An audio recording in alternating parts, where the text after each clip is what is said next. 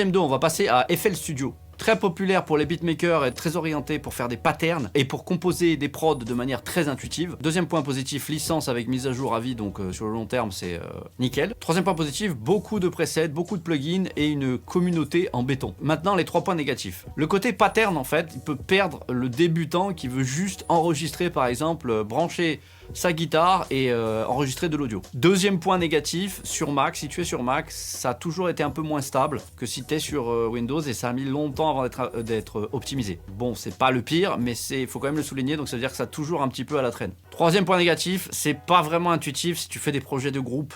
Live, audio sera toujours battu par Pro Tools ou Cubase. Si tu es un beatmaker et que tu fais de la prod et que tu as juste besoin d'un clavier MIDI, du séquenceur, de FL, pour faire des patterns, ça sera super bien. Si tu fais du hip-hop, de la trap, si tu fais de l'électro, ce genre de truc, ouais, c'est super bien. En plus, il y a un truc très particulier sur FL, c'est son limiteur que beaucoup de beatmakers aiment parce que c'est quelque chose qui tabasse et qui donne ce son si particulier à FL. Parce que on va parler d'un sujet, pas dans cette vidéo, mais peut-être dans une autre, c'est est-ce que tous les dos ont le même son.